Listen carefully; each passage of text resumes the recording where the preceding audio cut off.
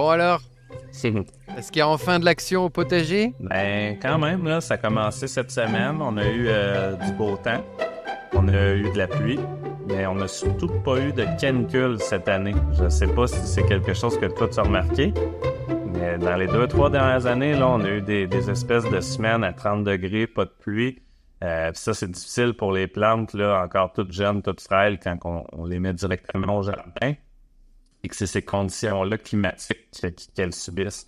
Fait que je trouve que c'est un beau printemps, c'est un beau mois de mai, c'est tout en douceur, en progression, ça y va. Fait que oui, il y a des choses qui bougent. Je sais pas de ton côté, mais oui. Bah comme tu dis, moi, plus inconsciemment, mais j'ai adoré les journées idéales pour l'acclimatation. Oui, J'ai adoré le fait qu'il pleuve un peu, genre le soir, comme ça j'ai pu semer des choses dehors et je sais que c'est humidifié le soir. Enfin, qu'en effet, j'ai trouvé que c'était assez idéal et comme tu dis, pas de canicule, donc idéal pour l'acclimatation aussi, quoi. Puis comment tu l'as fait, toi? Je suis curieux, ton acclimatation, vas-y donc. Voilà, la grande nouveauté de cette année, c'est m'épargner des marmottes et des Wow. petits écureuils. Ouais, OK. Donc avant tout, c'est une table un peu surélevée. OK. C'est aussi des bien meilleurs plateaux que tu m'as fait acheter chez Dubois Agri Innovation. Enfin, que je peux transporter les deux plateaux immenses Ouais. Ça... comme ça. Enfin, que j'ai aimé ça. Non, moi, je les ai laissés. Bah, là, on a des nuits même à 12 degrés. Donc, je les laisse même la nuit. OK. Et ça s'est super bien passé. Là, les plants de tomates, ils ont pris énormément en qualité. Ouais. Donc, je les laisse juste dès qu'il fait un peu au-dessus de 10 degrés et que je sais que ça va pas aller dans des extrêmes de vent ou de soleil, bah, je les mets dehors. Ben, c'est parfait. Écoute, c'est drôle que tu dises ça parce que moi aussi, hier, c'est la première nuit que mes petites tomates ils ont passé la nuit tout seules dehors. Donc, il y avait de l'air heureuse. Tu sais, les températures, je pense, sont restées autour de 14 à 16 degrés. Ça va faire des plants qui vont être tu sais, trapus, vigoureux. On veut éviter l'étiollement là, quand ils montent en orgueil. Fait que tu vois, hier, dans mes plateaux de transport, avec mes pots de 4 pouces, je les ai séparés un pot sur deux, mettons, pour donner plus d'espace aux feuilles quand elles se touchent. Là, je le redis, ça va leur permettre d'avoir un meilleur espace pour leur développement foliaire, donc un meilleur espacement. Puis en plus, ben, en les laissant avec des nuits plus fraîches, ça le fait. Mais comme hier après-midi, là, le soleil sur la peau, là, je me souviens plus, il était quelle heure, 2 ou 3 heures. C'était chaud, là, tu sais, je le sentais que c'était chaud. Mhm. Fait que c'est sûr que si quelqu'un sort ses plantes directement toute la journée à un soleil de cette intensité-là, je l'ai vu, il y a quelqu'un qui nous a écrit dans le chat, puis il y avait une question, puis je l'ai vu, là, son plan de poivron de mémoire là, avait pris un sacré coup de soleil. Là. Tu sais, la feuille, elle va comme devenir une petite affaire blanche, une petite couleur blanchâtre. Puis là, ben, si tu veux pas, ça vient de te faire un stress inutile. C'est pas irréversible, elle va finir par reprendre. Mais il faut comprendre que la plante qui avait eu aucun rayon UV, qui était restée tranquille à l'intérieur, tout d'un coup, si on ne prend pas le temps de l'acclimater quelques heures au début par jour au soleil, en évitant le soleil du midi, ben, ça se fait graduellement sur une semaine, là, cette job-là. Là. Fait que faut le faire doucement. Tu vois, mes céleri branches, eux autres seraient prêts là, à être plantés. Là. Ça va faire partie aussi des choses que je vais mettre bientôt au jardin. Là. Mais sinon, t'as-tu préparé une planche? T'as-tu planté quelque chose ou... Bah, moi, je te remercie parce que tu m'as en effet donné les 600 oignons. Ouais, Donc, j'ai fait ça. J'ai mis un filet là, avec des arceaux recyclés que j'ai trouvé dans un magasin de seconde main. Comment on appelle ça? en PVC? Une surplomberie, quoi? Ouais, je les ai coupés en deux. Non, des cerceaux. Ah ouais, c'est une bonne Des, idée, ça. des cerceaux d'enfants que j'ai coupés en deux, puis paf. Ah, des hula hoop. Mais ouais, c'est ça, ouais, Ah, on c'est n'a pas le cool. même terme. Ben, c'est une bonne idée, c'était créatif, ça, c'est bon. Mais j'ai mis mes oignons, tu m'en as donné beaucoup trop, donc là je suis comme en mode j'en donne à tout le village, c'est Et... vraiment très agréable. Ouais. C'était pas si beau que ça. J'avais été un peu fort sur le semis, là, beaucoup de semences dans mon bac de récolte qu'on utilise. C'est une technique que les Mhm. maraîchers font. Puis honnêtement, quand vient le temps de les planter, il faut comme tu les divises, là, tu les sépares, puis tes oignons ils redeviennent presque à Mhm. racines nues. Je pense que l'année prochaine, je vais me gâter avec des multicellules Une 128 petite cellule, ouais. pour avoir une motte. Puis l'oignon même peut être planté un peu en poquet, qu'on dit, là, Alex. Fait que tu peux avoir comme 2-3 oignons sur le même pied, là. Tu sais, 3 plants, mais au même Mhm. endroit physiquement dans ta planche, puis ça va le faire quand même.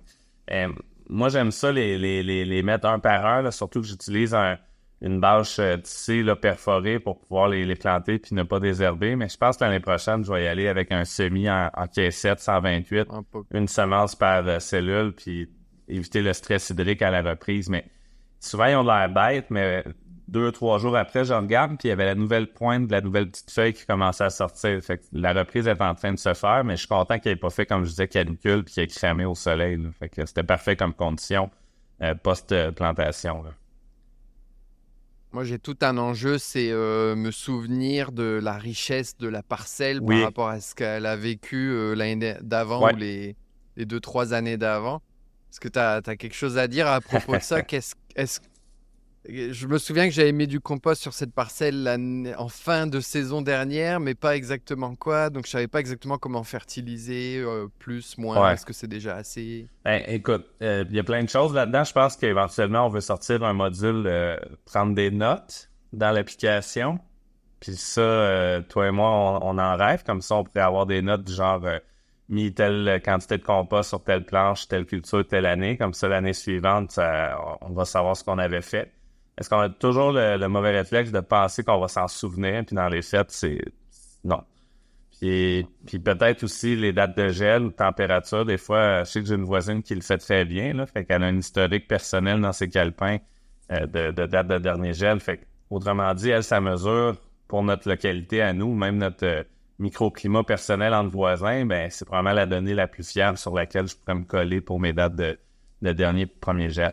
Mais pour revenir au compost, là, je veux pas rentrer dans les détails des calculs agronomiques, mais on l'a dit l'autre fois là, qu'on a regardé beaucoup d'analyses de sol, puis qu'en général, c'est très riche, même plus riche que les analyses de sol que je vois en agriculture.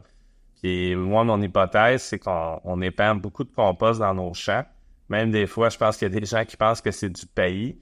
Mais l'autre jour, j'ai fait une démonstration par le calcul de quelqu'un qui mettrait 3 cm, mettons, 3 pouces de compost, 2 à 3 pouces. Fait que ça fait en gros un 5, 6, 7, 8 cm. Ça me donnait une charge fertilisante d'à peu près 1000 kg d'azote à l'hectare disponible.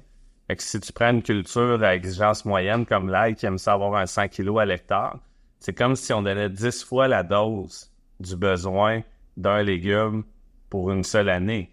Fait que si l'année d'après, la personne, elle revient puis elle en met encore, puis encore, puis encore, ça fait qu'on voit des analyses de sol où les gens, normalement, ont des sables qui seraient supposés être pauvres en matière organique, puis qui se ramassent avec des 7, 8, 10%, puis des pH autour de 7,4. Fait qu'une grosse dose de compost, Alex, là, c'est supposé être genre 8 mm, là. 0,8 cm, là, ça nourrirait de la tomate. Fait que chez nous, quand j'en mets une demi-brouette, mettons, sur une planche de 10 mètres, tu sais, je le vois, le compost, avant de donner mon coup de grelinette, parce que j'essaye aussi de l'incorporer un peu dans le sol pour que les micro-organismes le dégradent et le rendent matière minérale. On appelle ça le principe de la minéralisation. Fait qu'il faut que ça devienne disponible. S'il reste à la surface, ben c'est comme si là, il allait se dessécher, puis votre contribution en termes de fertilisation, vous allez peut-être en perdre une partie même dans l'atmosphère, une partie qui va lessiver dans le profil de sol. Fait que, tu sais, je leur dis, là, puis ça, écoute, c'est de l'argent de sauver, là. C'est vraiment de l'argent de sauver.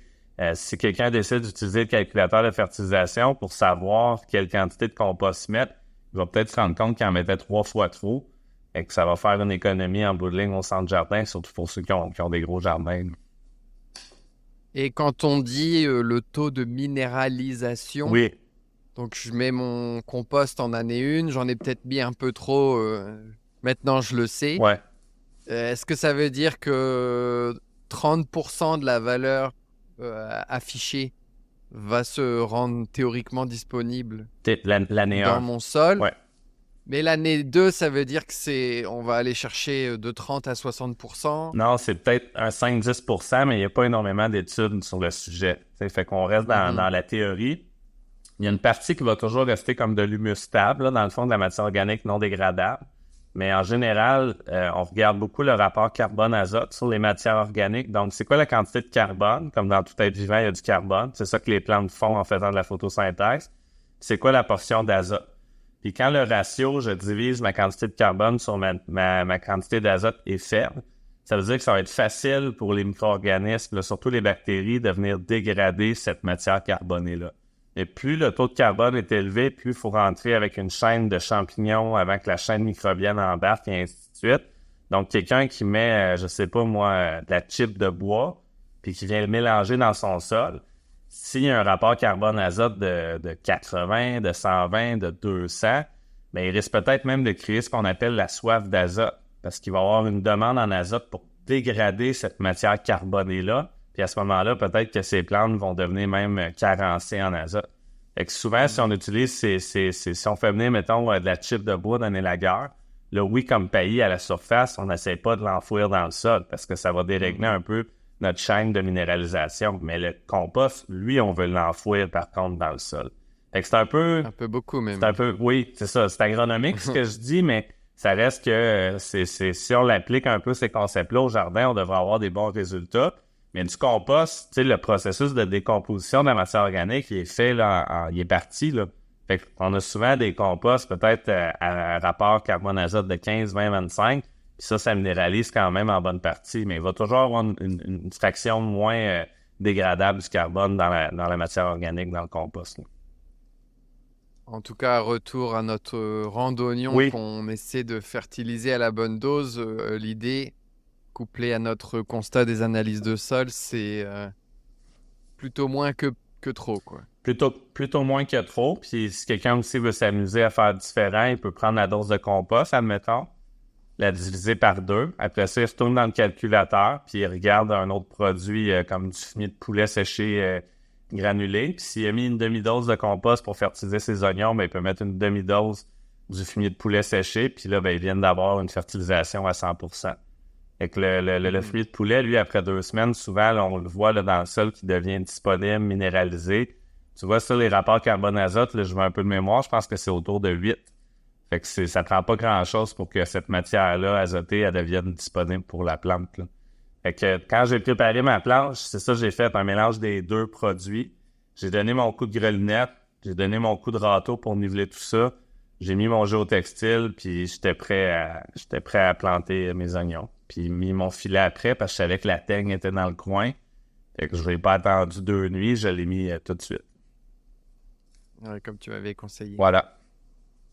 Et tu vois, j'ai organisé un événement dans mon village sur le thème de l'abondance, avec comme question à la dizaine de personnes qui est venue. Comment avez-vous vécu des formes d'abondance que vous connaissiez pas forcément dans le passé? Quels gestes techniques avez-vous appliqués pour vraiment décupler, que ce soit une production donnée? Et j'ai eu des réponses complètement hors champ de ma question initiale, mais tout aussi pertinentes. Par exemple, j'ai commencé à manger ce qui poussait dans mon jardin naturellement, ou j'ai découvert une variété de pruniers qui performait incroyablement dans ma zone de rusticité. Mais quand même, ce qui revenait le plus souvent, c'est j'ai posé une serre. Ah ouais, hein? Et là, j'ai posé une serre là pour beaucoup de jardiniers. C'était la grande différence d'accès à l'abondance, autant sur des saisons plus longues, mais aussi sur des tomates, aubergines et poivrons qui performent comme jamais. Ouais. Donc là, je vais mettre une photo de ta serre parce que je l'ai visitée la semaine dernière. Ouais. J'en revenais pas, j'ai l'impression d'être en Amazonie dans un autre pays, là, comme 2 mètres de haut, des tiges comme ça. Donc parle-nous un peu de avoir une serre. Toi, t'en as quand même une grande chez toi. Ouais. Ça... Écoute, ça serait un beau 20 minutes en soi, mais c'est vrai que quand j'avais été par chez vous, j'avais été surpris du nombre de serres que je voyais dans les cours de tes voisins, là, sur ton rang. Dans le fond, il y a tellement d'avantages à avoir une serre, ne serait-ce que la pression de maladie qui est plus basse, parce qu'on a un abri sur nos feuilles. Donc, si les spores de champignons arrivent par le vent, la serre offre une barrière physique. Puis après, souvent, les spores de champignons, là, ce qui fait en sorte qu'ils se multiplient, va circuler par le film d'eau, mettons, d'une goutte de pluie. C'est ça qui va l'aider à se disperser au niveau des feuilles, au niveau de la plante. Fait que le fait de garder ton feuillage sec, puis ils sont souvent en serre, ce qu'ils font, c'est qu'ils vont arroser avec un système goutte à goutte, donc au pied des plants.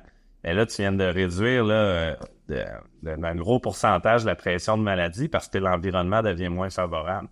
Fait que, tu sais, c'est sûr que les serres que tu as visitées à l'INAB, là, à l'école d'agriculture bio, j'enseigne, c'est c'est un monde en soi, là. Tu sais, c'est des serres quand même assez high-tech. On a quand même une serre low-tech à l'extérieur. Mais tu sais, on a un contrôleur climatique, j'ai une station météo. Fait que moi, je peux faire des influences de température dans ma serre en fonction de la luminosité extérieure. Puis ça, c'est quand même assez pété comme concept, tu sais. Fait qu'une journée qui fait gros soleil, c'est un peu comme un athlète, là. On veut qu'il performe. Fait que c'est sûr qu'on veut qu'il y ait, mettons, beaucoup d'oxygène, l'athlète, beaucoup de nutriments. Mais dans la serre, dans le cas de la tomate, ça se peut qu'on rajoute du CO2. Ça se peut qu'on monte les températures. On va donner plus d'eau aussi. Puis c'est sûr qu'il faut que la fertilité elle suive à ce moment-là. Fait qu'autrement dit, par une belle journée, il va peut-être faire 28. Mais ce que les gens ne se rendent pas toujours compte, c'est que une serre, quand c'est une journée ordinaire, comme aujourd'hui, c'est un peu gris à l'extérieur, je vais être à 21, là. Fait que ça, c'est la même température que dans nos maisons. Puis une journée grise, la nuit, je vais la garder à 16 degrés, ce qui est quand même frais. Mais une belle journée, je vais peut-être monter mes nuits à 19 degrés, 18 degrés. Question que la plante, tous les sucres qu'elle a fait par la photosynthèse durant sa journée, elle les distribue dans ses tissus, puis notamment dans les fruits qui sont toujours l'organe le plus chaud sur la plante. Là, c'est à ce moment-là, ça fait comme un appel de sève, de la sève élaborée, là, dans le fond, le produit de la photosynthèse. Ça va faire en sorte que tes fruits vont se remplir puis tes fruits vont être goûteux. Fait que, tu sais, c'est très technique, mais Alex, la tomate, au niveau agronomique, dans le monde, en serre, c'est probablement le fruit le plus étudié au niveau de la science. Fait que on peut aller loin là-dedans. On peut aller très loin. Mais je dirais en ce moment, pour ceux qui ont des serres domestiques, si vous sortez vos tomates à l'intérieur, en bas de 10 degrés, c'est juste que ça va ralentir la croissance. La plante ne mourra pas, mais elle va peut-être stagner un peu. Il faut juste éviter le gel. Puis la façon super simple, mais ça, il y a beaucoup de gens qui ont des serres amateurs qui le savent. Il y en a d'autres qui sont plus high-tech, là, comme notre ami Frédéric, qu'on a hâte de rencontrer, jaser avec lui, qui vont vraiment monitorer là, ou aller chercher de la data, de la donnée sur leur serre. Mais moi, ce qui m'intéresse, c'est au moins de savoir ma température minimum de nuit. Parce que de jour, avec l'effet de serre, c'est sûr qu'il fait chaud. Fait qu'on n'a pas besoin de la chauffer. Et même que l'enjeu, souvent, c'est de ventiler. Puis tantôt, je disais qu'il y avait moins de pression de maladie. Mais c'est sûr que les feuilles perdent de l'eau par la transpiration. Fait que l'été, des fois, il faut être capable de ventiler suffisamment pour sortir cette humidité-là dans notre serre pour faire en sorte que la maladie ne rentre pas non plus. Fait que c'est un peu ça les petites bases, là. Une bonne ventilation, ça c'est sûr, un bon système d'irrigation, les densités de plantation aussi, des fois un petit peu plus serré qu'au jardin, mais quand même, il ne faut pas trop exagérer. Puis c'est ça. Fait que, donc, pas trop se presser, là, mais je pense que là, à ce temps-ci de l'année, il y en a beaucoup qui ont planté dans leur serre, puis avec raison. Ah, puis autre chose, c'est que j'éviterais tout ce qui est crucifère parce que ça tolère pas les canicules, ça va se mettre à monter en fleurs, éventuellement en graines, ça va être trop stressé, les laitues. Fait que moi, si j'avais une petite serre, ça dépend toujours de la quantité, mais en plein été, c'est sûr que je serais dans les poivrons, piments, concombres, aubergines, tomates. Tu sais, c'est des cultures... C'est le seul moment de l'année où on peut vraiment exact. profiter de la serre. Après, il fait vraiment trop froid. Ouais, oui, mais n'empêche que peut-être qu'en fin de saison à l'automne ou très tôt au printemps, ben là, c'est peut-être le temps de faire une petite batch de radis, de laitue, de rabioles de navets. Tu sais, il y a quand même moyen de l'utiliser à différents moments de l'année avec différentes cultures. Mais c'est certain que si tu veux manger de l'aubergine ou du poivron en quantité, ben la serre, c'est un bel atout. C'est vraiment un bel atout, là. Et c'est peut-être un teaser pour deux prochaines rencontres. Ouais. La première, c'est Fred, Monsieur Serre Connecté. Et la deuxième, moi, j'étais à une formation d'un ingénieur en serre solaire passive qui habite dans notre village. Oui, j'ai déjà visité ça. Ouais, et honnêtement, là, une formation absolument incroyable sur toutes les inerties de chaque matériau, l'eau, le béton, l'argile qu'on peut mettre dans sa serre, toutes les techniques pour créer une ventilation naturelle avec un appel d'air en bas, une sortie d'air en haut, Là, aller chercher de la hauteur. Tu parles de la ferme biomaraîchère, là, à Amenard? C'est ça la place où... Non. Ah non, OK. Non. OK. Ça s'appelle Coop du Champ Libre. Ah ouais. Ils ont un autre... ouais. Et ils sont ingénieurs en bâtiment, mais lui spécifiquement, il s'appelle Marc-Antoine. OK. Je vais essayer de l'inviter dans une prochaine rencontre parce que c'était 2 heures de formation absolument incroyable. Et c'est d'ailleurs pour ça que j'ai une petite pelleteuse qui vient cet après-midi pour m'ouvrir une petite parcelle. Je vais essayer de faire ça minimalistement pour justement, ça va être juste être la serre à tomates dans ma tête, tu vois. OK. Juste pour, Puis là, t'as commandé une structure, c'est fait ou... Non, je vais utiliser sur le côté de l'atelier. J'ai déjà un panneau réfléchissant blanc, puis je vais bricoler un peu, là. Ça Wow. va vraiment être low-tech, mais j'ai aussi envie de croire, tu nous as parlé du high-tech, j'ai vraiment envie de croire que ne serait-ce que en cachant le plant de tomate de la pluie, même si c'est pas une serre réelle, c'est pas ce que je vais faire. Je pense que je vais faire une serre complète.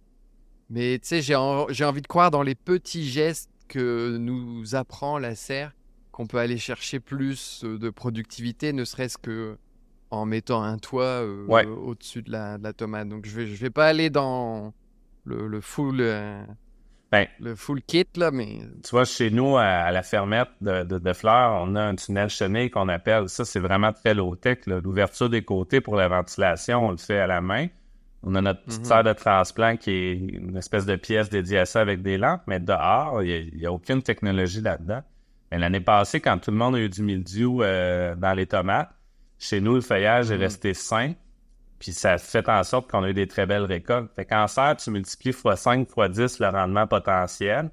Mes carottes avaient... c'est la folie, hein. C'est la folie, là, tu sais. Puis mes carottes avaient toutes pourri au jardin. J'ai refait une petite batch de fin de saison, puis on a réussi à sortir des carottes quand même de façon appréciable. Fait que, pour vrai, ça n'a pas besoin d'être le gros truc, là. L'idée, c'est qu'on s'amuse. Puis quand c'est domestique, ça peut être super esthétique aussi. Puis devenir un petit pavillon ou un truc qui se fond là, dans l'environnement. Puis ça, c'est encore un autre un plus-value, à mon sens, ajouté à notre propriété, là. Fait qu'il faut pas viser non plus le gros truc, mais c'est sûr que si quelqu'un part en vacances un mois de temps, puis que c'est pas mis au minimum une minuterie pour partir des irrigations, ben là, ça devient un peu embêtant, là, parce que l'eau, la pluie, elle tombe pas à l'intérieur, là. Fait que ça, c'est des petites valves là, qui s'achètent pas cher, là. Après, ils peuvent mettre un régulateur de pression, là, mais c'est ça. Ça se met là, dans différentes places. Là. Nos amis de chez Dubois, entre autres, je pense qu'ils ont ces genres d'outils-là pour les jardiniers résidentiels, là. Bon, c'est ça. En tout cas, un peu de teaser, c'est un sujet qu'on va essayer de prendre au sérieux, autant dans l'application, de peut-être adapter les dates Ouais. de plantation à ce qu'on peut faire une serre, peut-être avoir des recommandations. Tout ça, c'est pas du tout géré. Mais on va essayer de prendre ça au sérieux, en plus des intervenants qu'on va vous proposer. Génial. On a tous les deux une grosse journée. Oui, voilà. Allez, merci de ta dispo. Ça fait toujours plaisir. On se dit à bientôt. À la semaine prochaine, salut.